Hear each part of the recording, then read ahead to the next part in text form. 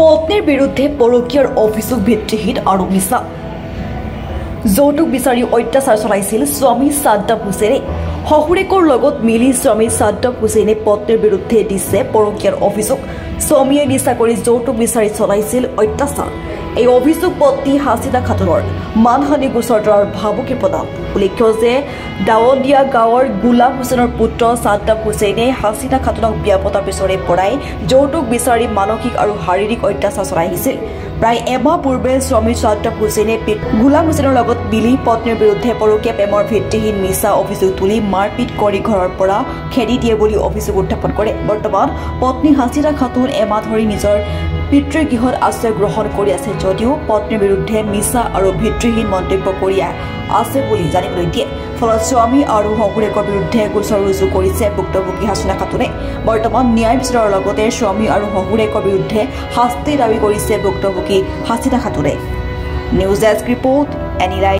আমি বালারসর সংসার করতেছি, কিন্তু আমার শ্বশুরের লগে কোনো 8 বছর ধরে যোগাযোগ নাই। আমার জামাইরে মানে যে বাদ দিয়ে দিছে, আমার হরির লগে হরিটাও মানে খেদাই দিছে। খেদাই দেওয়ার পরে আমার জামাইটা হেনুই থাকে, মামা শ্বশুরের ঘরে থাকে। হেনু থাকার পর আমরা সংসার করতেছি 8-9 বছর ধরে। সেই সংসারের মধ্যে তার মানে আঙ্গো বেজাল কেসালটা মানে নারা বিবাদ বাজে। ও অল্প নিশা করে, নিশা করার বিরুদ্ধে আমার মারধর করে। বহুত মানুষ গ্রামের মানুষ বিচার আচার করে মানলো না। তারপরে যে থানায় আমরা জানাইলাম, জানানোর পরে আবার বহুত মারসাল, বিরাট খারাপ করে মারসাল। পরে আমরা থানায় জানালাম, থানা থেকে পরে ওরে ডাকলো, আমারেও ডাকলো। পরে হেনু মীমাংসা করে দিল। ও কয় জীবনও আর মারুম না, এমনি কাম করুম না। মানে আমারও হাতে পায়ে সারগো হাতে পায়ে ধরে একবার মীমাংসা হইলো। মীমাংসা হয়ে অতি পরে বাচ্চায় কিছুদিন ভালোই থাকলো। থাকে হেরা আবার হেমনি করা দিল। পরে আমার বাইরা আয় আমারে বাচ্চা নিয়ে গেল গা, যে এমনি করে তো রাখা যাবো না। আর যে টেহা পয়সাও মানে কিছুদিন পর পরে টেহা পয়সা এনে দেও, হেন করো তেন করো, বাড়িতে থেকে পয়সা এনে আমি কয়দিন এনে দিব। আমার ঘরের অবস্থা দেখা নাকবো কেমনে আছে না আছে। ওর খালি পয়সা নাগে আইনা এনে দিলাম। যেহেতু আশকুরকে বাচ্চা ওর সব বেঁচে হালাইছে, আমার কাপড় চোপড় সব প্রতি পুরে হালাইছে। সেজন্য কেসটা করছিলাম। কিন্তু মিলাই সিলাই আঙ্গ দিল যদি তাহলে হে মিলাই না থাকে আমার বাপের পাঠাই দিল। অতিও কয় যে আমি 26 তারিখে তোমার নিবে নিকে যাম, তুমি যাও তেলে এইগে পাঠাই দিয়ে আমার 26 তারিখে আমার না নিয়ে আমার শ্বশুরের নগে মিল দিল। 8 বছর পরে আমার শ্বশুর নগে মানে মিলা চাল না হিসুমকা বা পোলা বাদ দিয়ে দিছাল তেজ করছাল। পরে সেই পোলার নগে মিলছে 2 সপ্তাহ নাগাল। পরে সেই শ্বশুরের বুকলা আইয়া সব মিছা কথা কইছে যে পুলিশে মারছে, এমনি এমনি করছে, এইটা ওটা কইয়া কইছে তেল তরে আমি মেডিকেল করি। পরে মেডিকেলে নিয়ে ওরে হুয়াইয়ে এমন মিছা কথা কুয়াইছে ওরে আমার এখন খারাপ বানাবার নিগে। এই যে চরিত্র খারাপ, পরকিয়া করে, এই না কথা আমারে কইছে। তেলে এই কথা কইল কি নিগে আনার অল্প এটা তদন্ত নিন।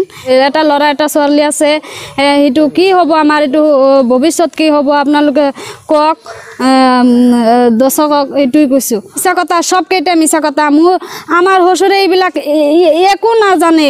আমরা সংসার করিছো সেই বালাৰচৰত। ইয়াতে আহিছে মানে 1 সপ্তাহ মান হৈছে আহি শ্বশুৰৰ লগত মিলিছে। মিলি কেনে এইবিলাক কৈছে বা শ্বশুৰে বুদ্ধি দিছে। শ্বশুৰে বুদ্ধি দি কেনে এনেকুৱা কৰিলে। মানে ওই যে মই কি কেস কৰিলাম, এনেকুৱা করিলাম, মান সন্মান গেল। তুই কেস করি কি করবি এনে কইছে। কেস করে তুই কি করে হাবি, কি করবি। আবার এই কথাগুলো কইছে। ইমান মারছে, মারার পিছত সেই মারার যে মেডিকেল সার্টিফিকেট ইটি সব কেটে আছে আমার মুখে, মানে দাগ শাক আছে সব। যে আমার দেখা দিই আমার মারে টাকা পয়সা চাই। কয়দিন পরে পরে আমার টাকা পয়সা চাই। আমি কেমনে করে টাকা পয়সা দিম। কয়দিন পরে পরে 4000, 3000, 2000 এমনি করে বাড়িতে থেকে আইনে এনে দিই। ওরে আমার বস্তু বাহিনী সব বেঁচে হালাইলো। আবার করে আমি যে আশকুরকে ছাগল মুরগি বলি হেনেও সব বেঁচে হালাইলো। তাও বেসবার দিলাম। বাড়িতে থেকে কয়বার পয়সা আইনা দিলাম। আমি কত পয়সা আইনা দিম, আইনা দেহারি না আর মার। আর কয় যে বাপের বাড়িতে অরিস পাশে অরিস আইনা দে। আমি এখানে আমি কেমনে করে অরিস আনুম। আমার বাপের ভাই বেড়াদার মাটি ভাগ করা হয় নাই। আমার কেমনে এখানে অরিস দিব। আর অরিস নাগে তোর কি আছে। আবার কয় আমি বিয়া করলে ভালো করে বিয়া করা হাম, আমার বহুত বস্তু বাহিনী দিব, ইটা দিব ওটা দিব এন না কয়। আমার এইবেলা দুঃখ দেয় কে নিকে অতি এগুনা করে। ও বিয়া করবার চায় তা কর গাবি। আমার কি এরম খারাপ দেহারে এনে বিয়া করস কর গা। আমার এই খারাপ ইটা কে নিকে দিল হাজবেন্ড যে মালটানা গাড়ি যে পিলপিলি মালটানা হে মালটানা গাড়ি চালা আমার যদি সংসার করে তাহলে সেটা আমার একটাই দেখ আর যদি সংসার না করে সংসার করলে তো আমার এতানি খারাপ অতি বাই করতো না এত বছর সংসার করছে আমার খারাপ আজ পর্যন্ত কয় নাই কোনো দিনও কয় নাই গ্রামে মাসে বহুতবার বিচার করছে ওরে আমার মারধর করে দিকে কোনোদিনও আমার কথা খারাপ কয় নাই আজকে আমার হসুর বলে আয়ে হেরে আমার খারাপ কইলো খারাপ বানাইলো আমারে কে নিকে বানাইলো আনারা হেরে অল্প জানুন বিয়া হয়েছে 2015 কি নাম আপনার হাজবেন্ডের নাম কি সাদ্দাম হোসেন নাম গোলাম হোসেন ঘর কত হসুর ঘর দাবন দিয়া মুনিয়ালগুড়ি দাবন দিয়া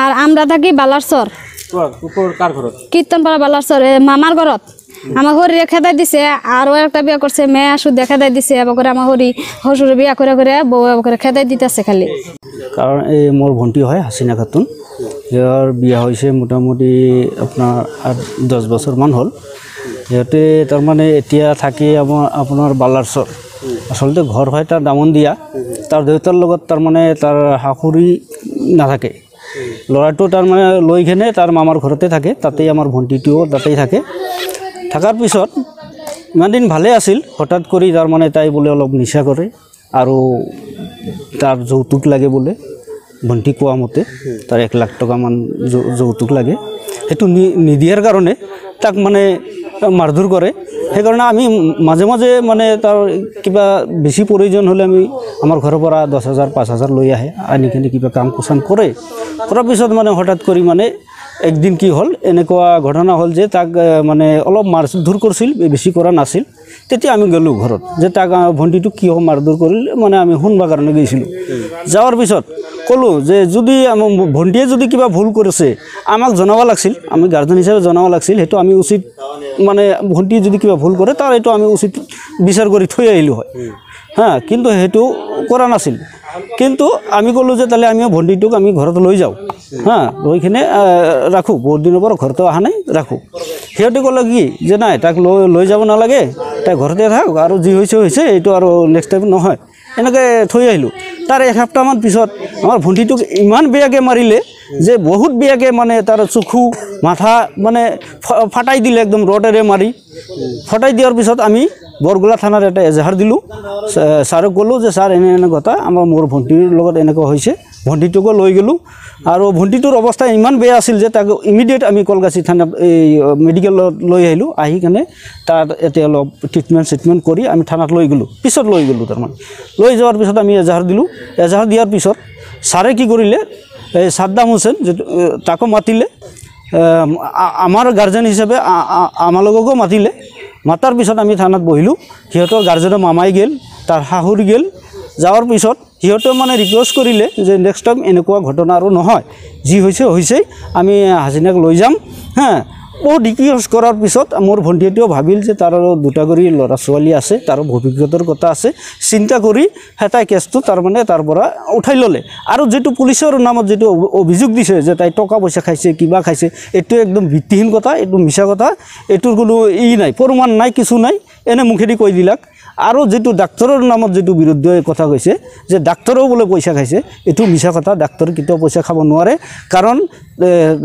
তাৰ যে জখম হৈছে তাৰ ফটো তার ভিডিও সব কিছু আমার হাতত আছে তার ট্রিটমেন্ট করার রিপোর্টও আমার হাতত আছে যাই হোক তার পিছত আমি কি হল তা থানার পৰা তিহতে নেক্সট টাইম এনেকুৱা ঘটনা নকৰা বুলি কৈখনে তাক ঘৰত লৈ আহিল আহাৰ পিছত এসপ্তাহমান পিছত কি হল আকৌ হেনেকুৱাই মানে পৰিস্থিতি কৰা একটা ষড়যন্ত্ৰ কৰিলে তেতিয়া আমি খবৰ পাই কি কৰিলো আমাৰ ভণ্টিটোক তাৰ মামা গাৰ্জেন আছিল আৰু তাৰ শাহুৰি আছিল তাক লগত ৰাখি আমি ভণ্টিটোক ঘৰত লৈ আহিলো আনাৰ পিছত প্ৰায় 1.5 মাহমান আমাৰ ঘৰতে থাকিল থাকাৰ পিছত কি হল হঠাৎকে এই 1.5 মাহত আৰু কোনো তাৰ হেতৰ লগত আমাৰ কোনো যোগাযোগ নাই কিন্তু 1.5 মাহ পিছত হঠাৎকে কি হল কলগাছিয়া মেডিকেলত এটা নিউজ ওলালে যে মোৰ ভণ্টিটো পৰকিয়া কৰা বুলি এটা নিউজ ওলালে মিছা এটা নিউজ কোনো প্ৰমাণ নাই প্ৰমাণ নথকা এটা নিউজ তেহেতে চলাই দিলে কথা হল যে যিটো অভিযোগ হেতে কৰিছে সাদ্দাম হোসেনে